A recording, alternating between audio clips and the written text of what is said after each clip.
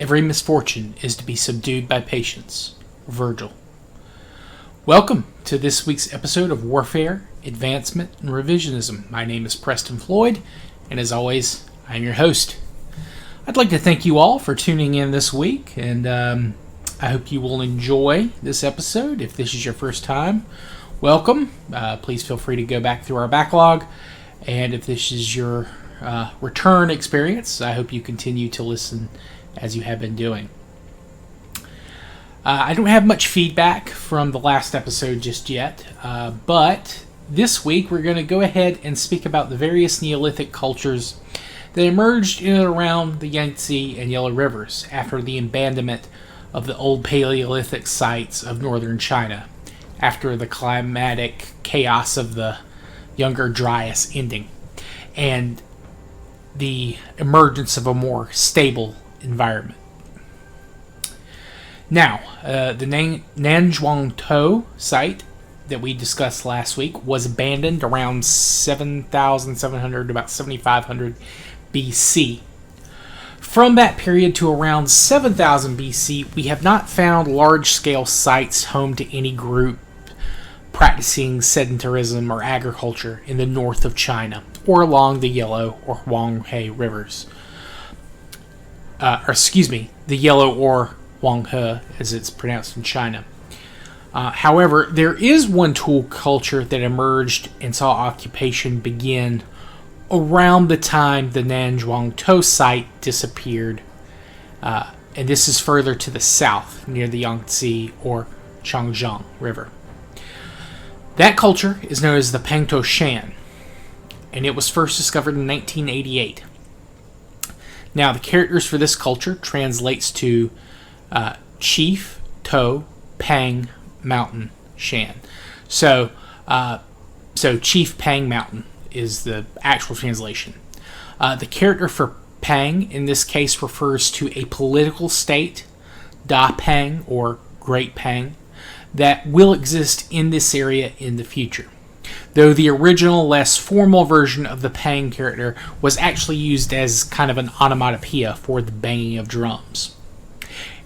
And I should also point out that though Pangto Shan was the first site found associated with these peoples, it is not the only one, nor was it actually the oldest, and we'll get into that shortly. But as for that site itself, the dating for it is somewhat debated. Like Nanzhuangtou, it could have been used for a long stretch of time, abandoned, and then reoccupied.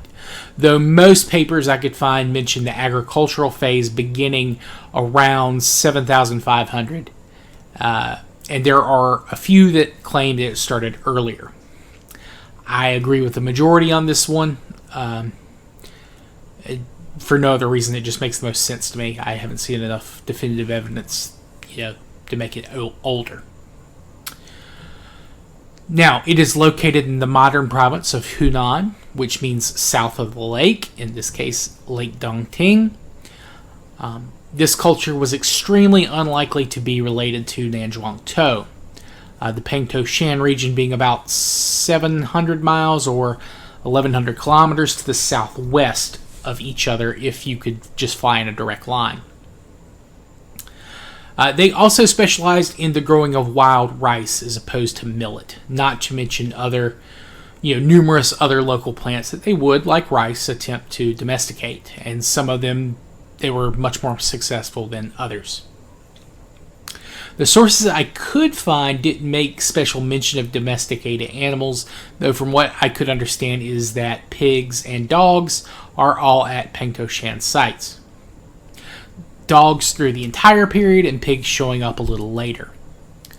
The final factor that I want to point to these people being different from Nanzhuangtou is that their Neolithic-esque bladelets are not made from stone. They're bone and antler. Most of the stone hand tools continue to be made in a more late Paleolithic fashion. More hand choppers, less composite with stone and wood, things like that. Their pottery is also different. All Pangto Shan sites have very similar pottery. globular bases with like little holes or loops on both sides for running things, probably like ropes or vines through to help carrying, and they have these stout, wide necks. Also, another thing I should point out, and I haven't really brought it up too much, but a lot of the pottery for most of these Neolithic groups are smoother, far smoother on the outside than they are on the inside. It's not going to hurt anything, them being slightly kind of pot marked and all that kind of stuff in the interior, but that's just something that's common, as far as I can tell, everywhere. Now, what was mentioned in the sources is that they were probably one of, if not the first group to domesticate rice, or at least get close enough to modern strains to make it difficult to tell without DNA testing. And if DNA tests could be extracted, I should say. Their homes are small, with very uneven circular floors that were dug into the ground. Their hearths were also very simple. They kind of had some clay circles built up, and then they would place grass and straw and things like that in the interior to kind of keep things going. Now, there are also examples of slightly larger rectangular structures with foundations built up with sand and dirt, but those are far less numerous. And they may have served a purpose outside of mere housing, but there is no physical evidence showing what that purpose may have been. We also have some evidence of their burial practices. Their dead were buried on the community's outskirts, and not in any one place, but instead around the perimeter. They also only had a small number of grave goods, if they had any goods at all. They might have like one or two tools and maybe some small type of ornament. This, again, isn't that unusual for a lot of Neolithic sites, especially in the early stages. And though we have mentioned a few groups that had more, there were plenty of other groups that, see limited or no grave goods. I think a more interesting fact about these people is that they didn't bury their dead under their homes like the early Neolithic in the Middle East. I can't explain why, but I feel like this is a really significant difference. Also, there is evidence of these graves being used for secondary burials, essentially with them being opened up, and after they're initially being dug and having people buried in them, they would dig them up again and add more people to the grave. This has also, as you can probably guess, made dating a little bit more challenging. And the final point or interesting fact I would like to bring up is that this culture is associated with a few sites. 3 to 6 major ones. There were probably more that we haven't either located or, they were, lost to time. And though Pangto Shan was the first site discovered, it was not the largest. That distinction belongs to a location called Bashidang. And most Neolithic sites in modern southern China are around 1 hectare, which is 10,000 square meters, which is like 11,960 square yards, which is about 2.5 acres. Pangto Shan is double that, and Bashidang is 3 times that, so it's 3 hectares, and it's better preserved. Around 100 sets of human remains have been found at Bashidang, and around 20 at Pangto Shan. And their funerary practices were identical, but more structures at Bashidang had the longer rectangular above ground variety. Bashidang may have even been occupied longer, and older examples of like transitionary tools between Paleolithic and Neolithic design have been found there. Though agricultural domestication evidence appears around the exact same time between both sites. Their pottery is very similar, though again, Bashidang has older examples that don't match 100% with later styles. That's given rise to the name for the Paleolithic preceding the Pangto Shan in the region being called the Late Bashidang. All Pangto Shan sites appear within the modern Lijian or Li County in Hunan. And this county has an area of around 2,075 kilometers, which is around 1,290 miles. Now, Pangto Shan itself is abandoned around 6,000 or 6,100 BCE. But Bashidan will be occupied until after our next season starts. And we will go over those future developments then. The next emergent Neolithic cultures that we should talk about are the Palagong and Xiangshan. The region that the Palagong and Xiangshan sites occupy are about 425 miles or 684 kilometers north and slightly to the east of the Pangto Shan home region. The older site of Nanzhuangtou is about 280 miles or 450 kilometers to the northeast. And for those measurements, I used a point that was kind of in the middle of the Palagong Xiangshan sites. And as I talk about these two cultures, I think you'll understand why I did that. These two are very frequently tied together due to them adapting, the agricultural Neolithic lifestyles at around the same time, and they have similar material cultures, and also they're fairly close to each other, and they probably had interactions between these two groups. Now, each of these occupied different sections of the Huanghe Yellow River system, though the Xiangshan, as we'll see, don't really exist in the river system directly. They're kind of on the periphery of it. And the area where both of these sites can be found are within 90 miles or 140 kilometers of each other. And it's, again, very probable that these cultures were in direct contact. In fact, there are some that argue that they should be considered the same culture, but that's a minority opinion of specialists in the field and has been becoming less and less popular as time goes on, though none deny that they were very closely linked to one another. So even those that say they're not related or they're not the same do admit that they definitely were in contact. Now, Xiangshan is north of the Yellow River and closer to the Nanzhuangtou site, though Xiangshan itself is closer to the Taihang Mountains. These mountains serve as a border between the modern provinces of Hebei, which I talked about last week, on Shanxi, whose name means west of the mountains. Xiangshan itself is located at the foothills entering these mountains, but close to the plains of Hebei, another one of those ectones we talk so much about when it comes to Neolithic locations. Xiangshan's name means magnetic mountain. If it isn't clear, that's obviously a modern name. Now, dating for Xiangshan is very, very controversial and highly debated.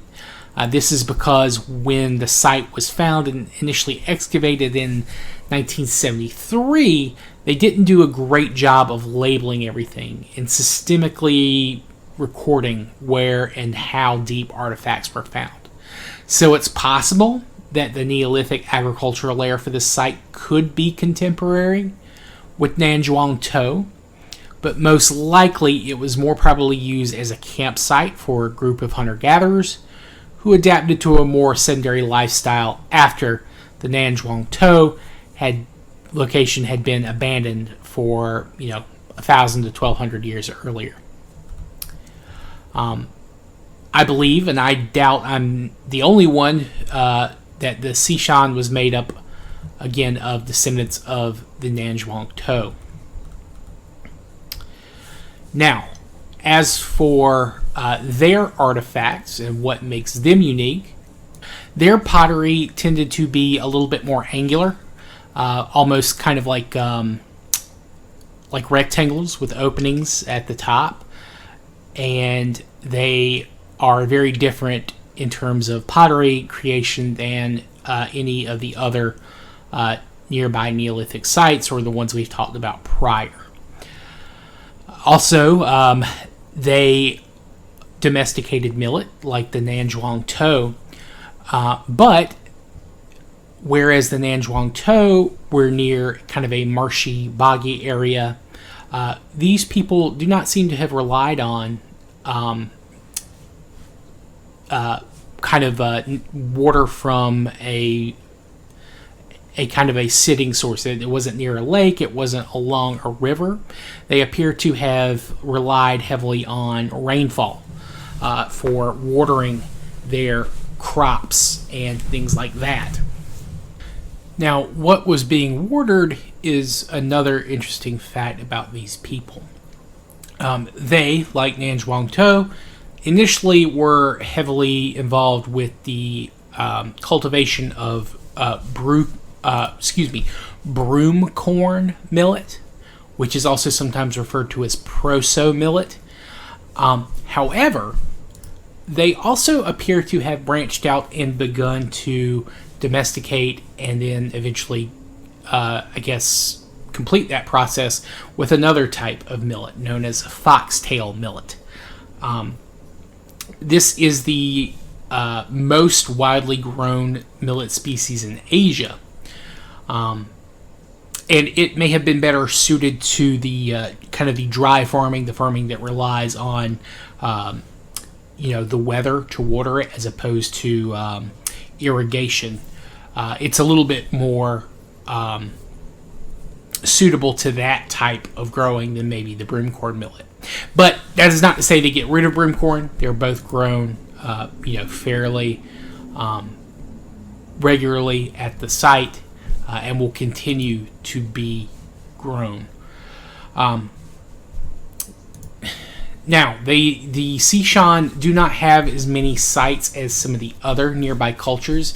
As far as I could tell, the only sites of any real size for the Xiangshan is Xingshan itself, and there was another one known as, sorry, I'm looking through my notes, Beifude, or Beifudi. Now, but these sites were slightly larger than not slightly, they were a lot larger than the places that we've talked about in the south of China, or what is modern China. These, in some cases, they controlled or at least used over, I believe it is, sorry, I'm going through my notes here. Apologies, I lost my place. So they had over, in some places they had over 5 to 10 hectares of used land. Now, these were not all used for habitation. They also had a large kind of area that was set aside for storage, where they would kind of dig out holes and then they would store their crops kind of subterraneanly, and keeping them preserved in pottery, things like that. And there's almost a level of a massive scale. I think they had, in some cases, over almost 500 storage pits that contained something like almost 50, or it was over 50,000 kilograms of remains. So they were stocking food at a large scale, and that probably definitely helped them kind of grow and allowed them to probably focus a lot of their efforts on things like hunting and rearing pigs, which these people also did. Pigs were a very large part of their domesticated foodstuffs. Also, these people had sickles, hand sickles. They developed those independently. They had these kind of large, kind of roughly serrated stone sickles that they developed.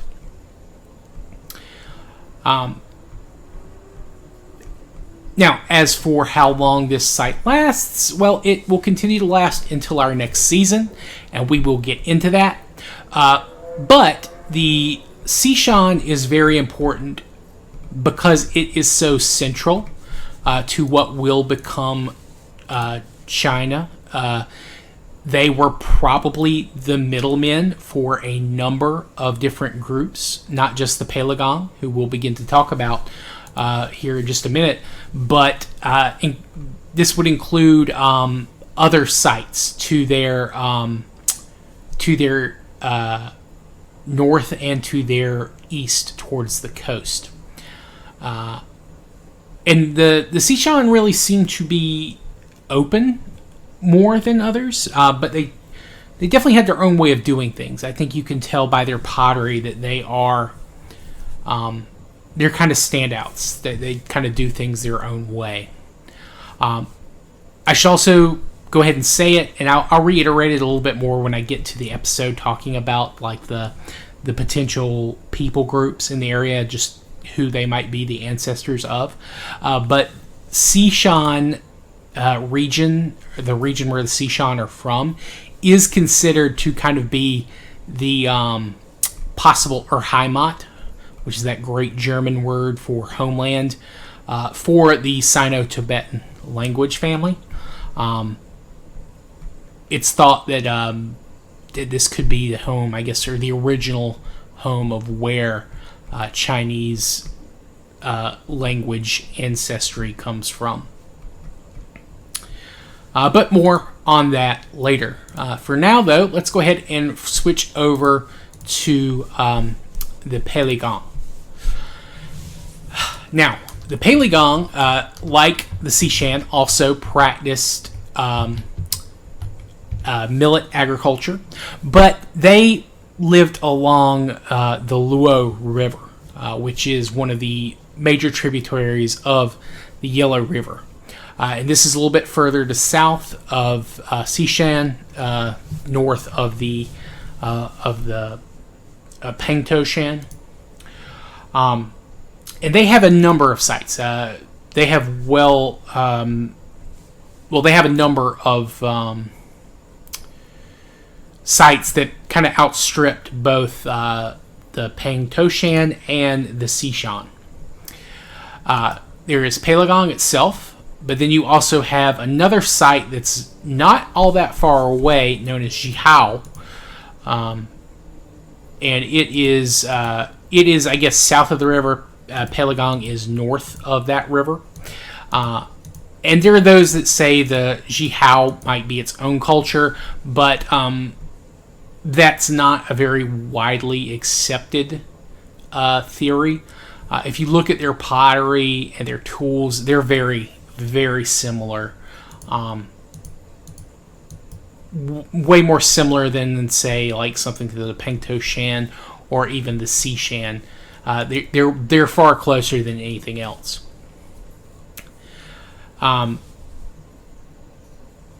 But like the Xingshan, the Palagong people have this kind of large-scale grinding operation. They have a lot of tools used to grind up the vast amounts of millet they're growing.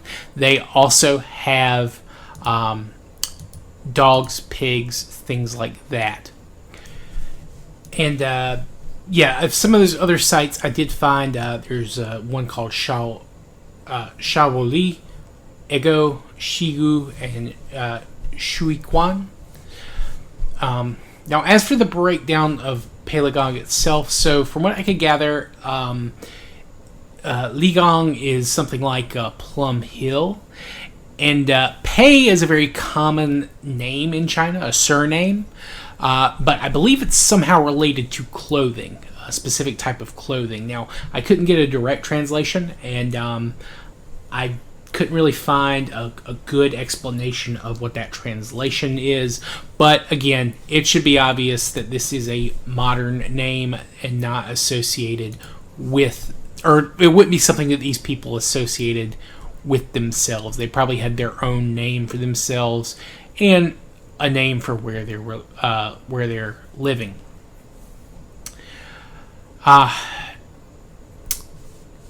Now, as there are a number of sites again for the Palagong, we have a lot more information about them. At least wider examples. I think Jihao itself has a lot more animal remains, so this could have been a site that they used possibly to kind of feed and water their animals more than their maybe their place further up north at Palagong. These people also, the millet they're using is the original variety that was kind of initially domesticated, the broom corn or the broom corn millet. Excuse me. Also, the Palagong, I think I was actually able to find some stuff about their cemeteries, and they basically have separate cemeteries within which you can find a cluster of graves, and there are probably 2 to 3 cemetery plots with any given site. They were kind of spread out. This could have been something like kind of maybe a start of like a specific family's crypts. We'll talk about it more when we get to the episode on the slow process of urbanization and the creation of villages and towns and then the cities. But you have to remember that these people, though they spoke the same languages, they were probably all related in some way, but they probably all had, a family or again, we don't have much evidence of like a gender divide, but there were probably, your main parents, and they were starting this operation or this new lifestyle with a cousin or a brother or a sister and their families, and then they were all kind of expanding out for there. But that's obviously a little bit of a supposition. Things like, we don't know that for sure. Now, Palagong, unlike, I didn't see anything mentioned about them possessing sickles that are exactly like the Xiangshan, but they do have their own. However, I did see special mention given to the Palagong's adzes, which are like these are kind of the precursor to spades and hoes. Some of these were made with wood, but some were also made with stone. But like other places in China, a lot of their Neolithic weaponry is bone and bone as opposed to stone. These people also, we have found examples of their needles, and because they're on the river, obviously they are more reliant on fishing as well. So they have this extra set of, or this extra source of food that the people at the Xiangshan sites do not have access to regularly. And that may have been one of the things that they had maybe traded with each other, which again, it's very possible, that they are, moving back and forth. It's possible that maybe the Xiangshan had better sources of stone, although the Palagong themselves are not far from another set of mountains. Perhaps the Xiangshan were sharing their sickles or something along those lines. Who can say?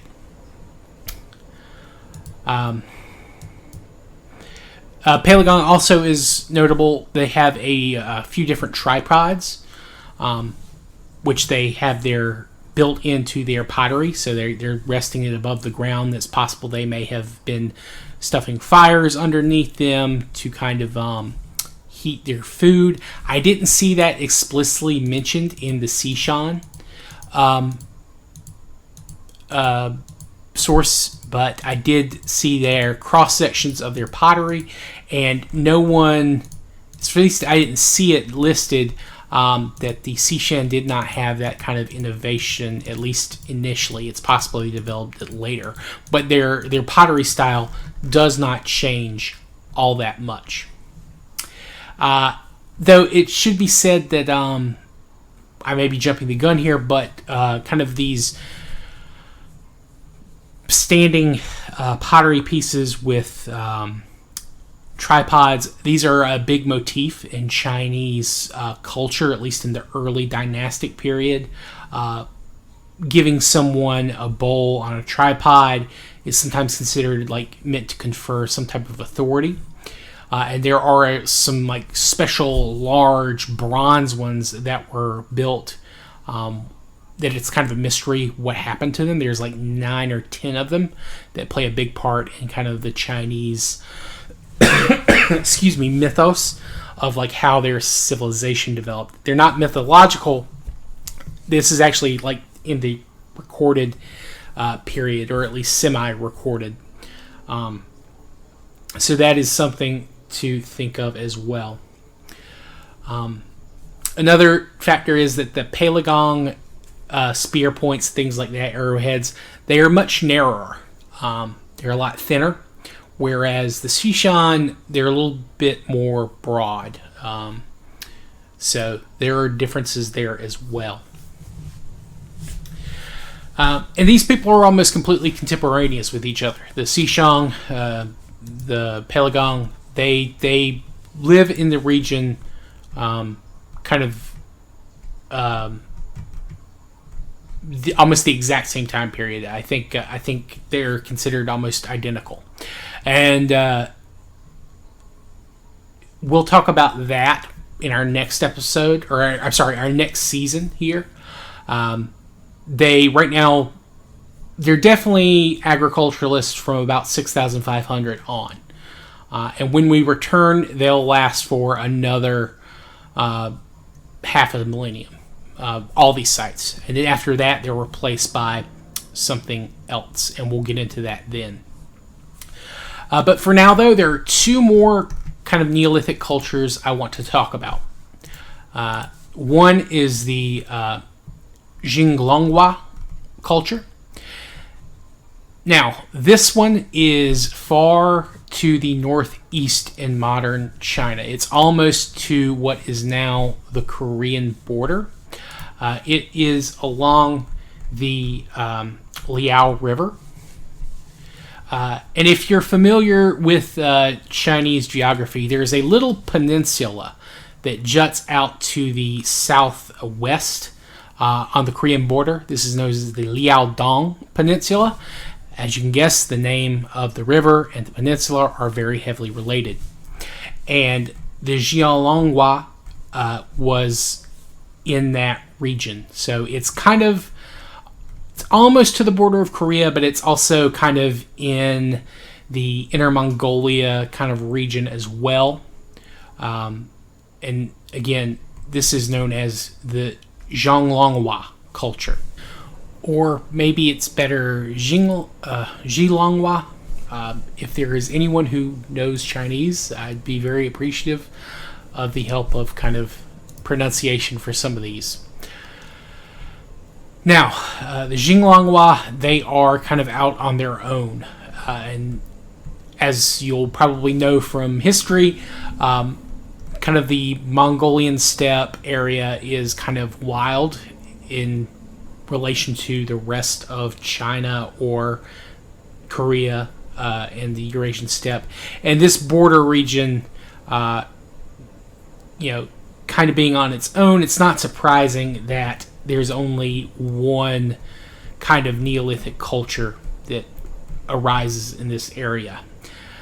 Now, these people, like their neighbors to the southwest, are millet farmers, but they are also heavily involved in hunting and gathering. They have no domesticated animals. At least there's no evidence for domesticated animals, though they did appear to sacrifice wild deer and boar, or wild pig maybe, in a burial site for one individual. This is a man. I think he was around, they guessed, around 50 years of age. And this site is very interesting in that most of the burials that they have found are men. I think that there's almost a 2-to-1 ratio of male burials versus female. What that means, I have no idea. But all of the men were 54 or younger. There was no one that would be over 60 today. And the females all belong to, they got to around their mid-30s. So not a whole, lot of older individuals here. I think they did find 1 or 2 adolescents. They hadn't even reached like 15. So we're really not sure what that means, other than that maybe men, merited burial, or maybe there just was that big of a difference in the ratio between, men and women at this site, which I don't think would be possible for a sustainable society, but what do I know? Now, these people also had pottery. However, there's a very different style than what you see in the places to the southwest. The bases are all flat. They kind of go from there and then curve up almost to like a tulip opening up with like ridged lips. They didn't have any kind of loops or holes like that for carrying. These were almost just something you'd place on the ground, and you might place them in a fire and just let it heat up the sides. It would be kind of singed on the bottom for that. But these people were also able to find and work on jade artifacts. They found a number of those at those locations. Another thing about the pottery I forgot is that they were they kind of had like almost a comb run through it to kind of create kind of like a line pattern, like a like if you think of like a hair comb, combing your hair, it's something like that was rubbed across the body of the pottery vessels to create that pattern. So, and this is something that you see later in other places, but this is, as far as I'm aware, the oldest example of this comb pattern.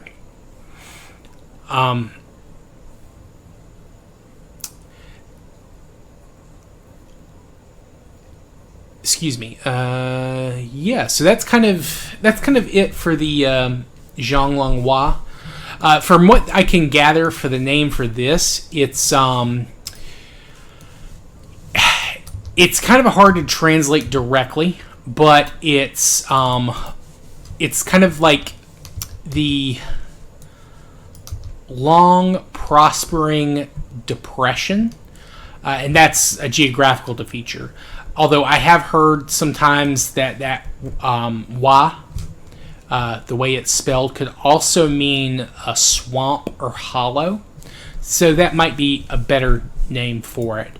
But that's just kind of one of the things you can look at for it. Or one of the ways you can see it translated. That's just something along those lines.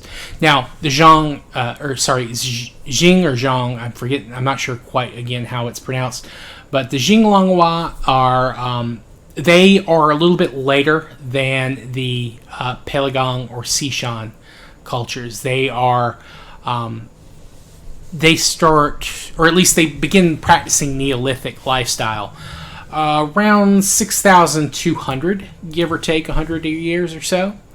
And then they'll eventually go the way of the dodo once we get past our next season here, and we'll talk about it then. But they are beginning to form. Now, the next culture to talk about is the Dadiwan. Now, this is out in the far, far west of China. This is along I believe it's the Wei River out in the west bit of China. This is kind of like the historical boundary of like dynastic China before you get to I guess the passes and the deserts to get to Central Asia.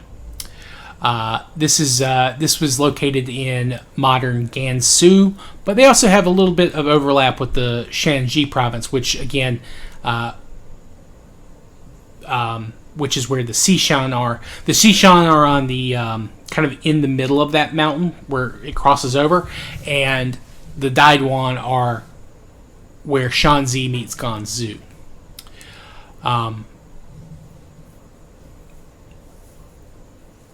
Now, this culture was found initially in 1974. 1975, and then the continued excavations there to about 1984, so about 9 years. But then they've returned a few times since then. Now, this culture, it's just beginning to form. I'm not going to go into too much detail. We'll talk about these people later. In fact, there are some people that argue that they don't even become Neolithic until about 5,900, 5,800. And it's fairly short lasting. It only lasts for at most 600 years. And if it's not this point, it's only around 400 years.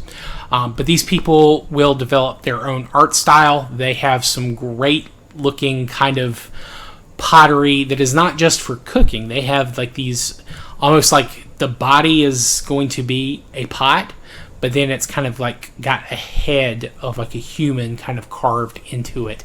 And it's red and black whereas a lot of these other Chinese cultures, a lot of their pottery is not very colorful. There may be some dark reds, but there's very little like painting on it. So that is something that the Daiduan will kind of come up with. But of course, as they're North Chinese Neolithic culture, they have access to millet, pig, and dogs. And we'll dive in more to them the next time. Now, for the last of our Neolithic Chinese cultures. This is the Huli. Now, these people are towards the coast of China.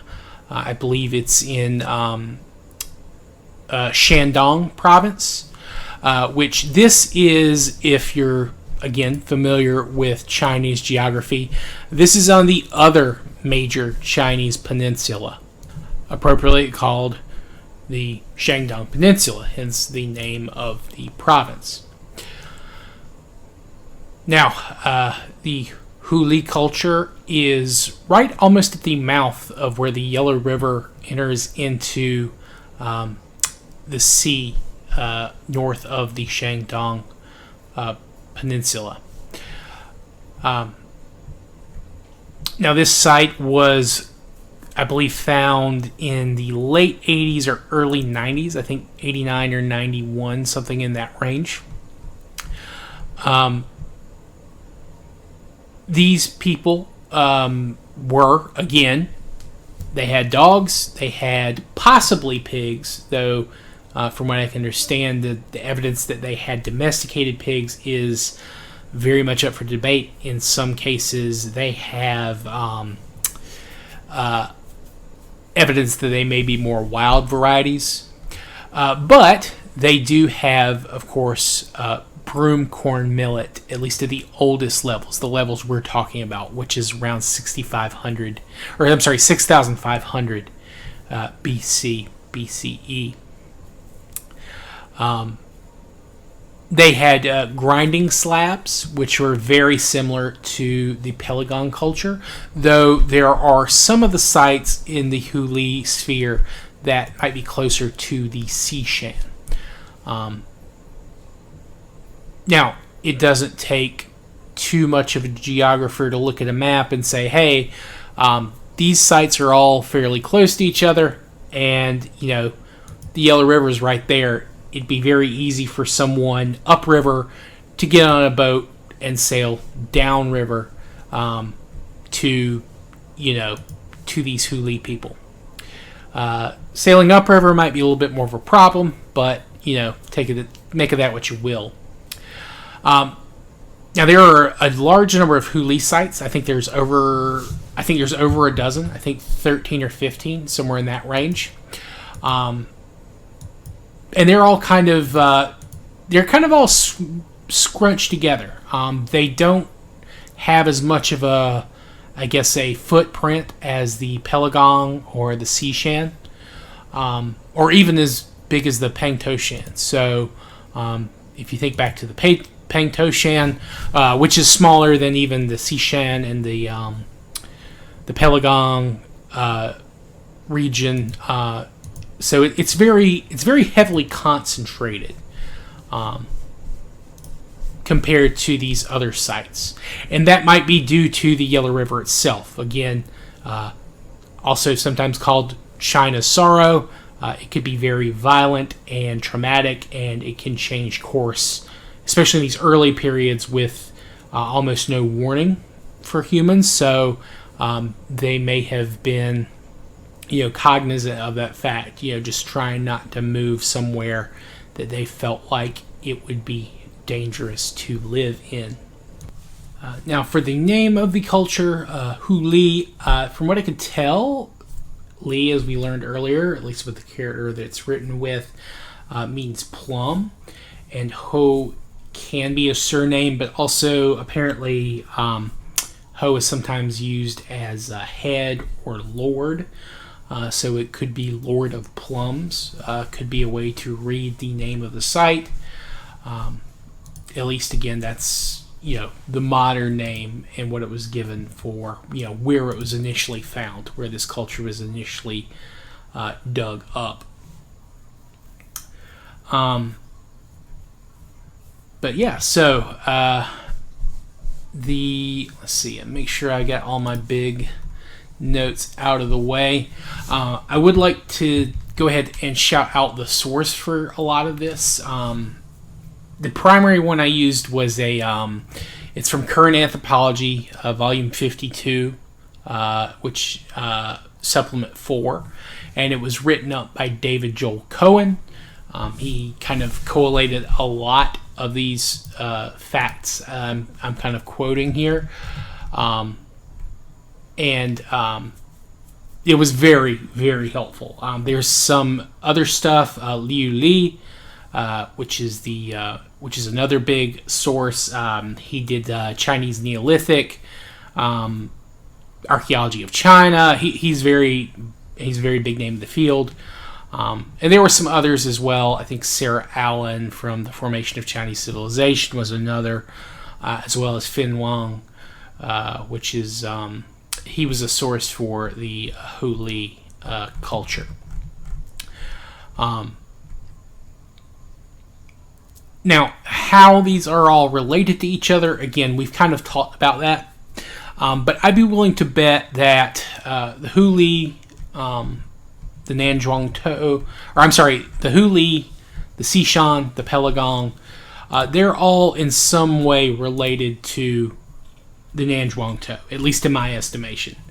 I say that because, again, they had access to millet.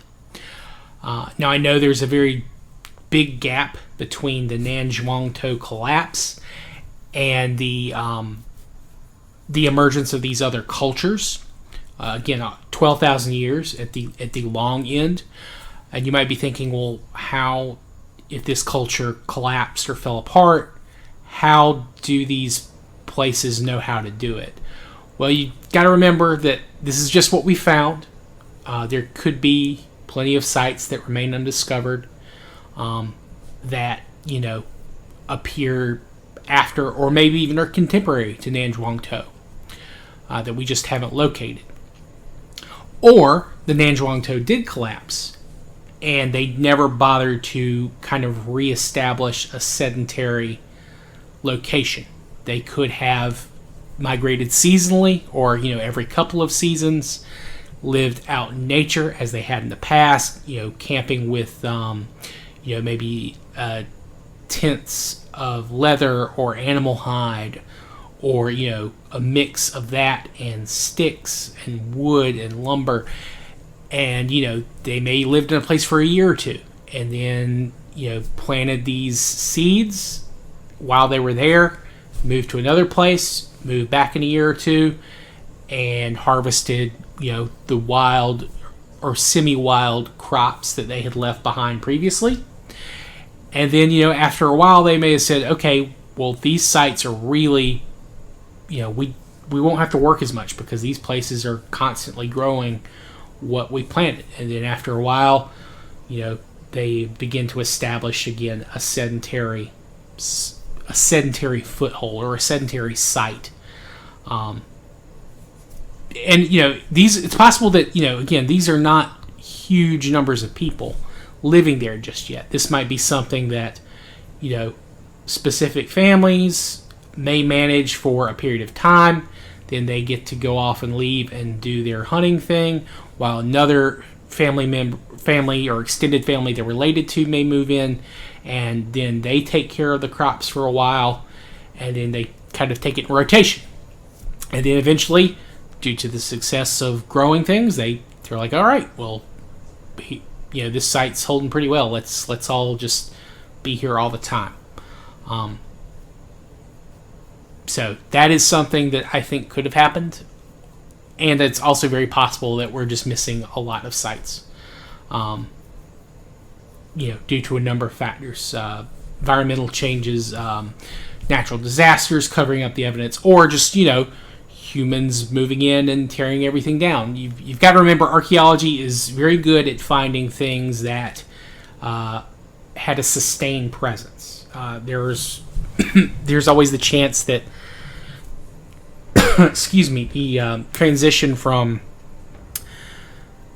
away from the site like Nanzhuangtou, they had much less regular habitation at other places. But we'll go into that a little bit more detail when I talk about my domestication and urbanization episodes for the next season. For now, though, I think this is a good place to call it. This has been a very long episode. I hope you guys have enjoyed. I hope I didn't ramble too much or make things too hard to follow. But I hope you will join me next week. I'm going to do that episode where I talked about talking about languages and who may be related to who, like in modern day. So I hope you'll look forward to that. I don't think the next episode will be nearly as long. But once we do that, we'll continue and finish off Asia. Then we'll jump to Australia. Then we'll go to Europe. And then we'll go to the Americas. So, I hope you all, again, have enjoyed. If you have any questions or feedback, please feel free to reach out to me at my email address at waradrevpod@gmail.com.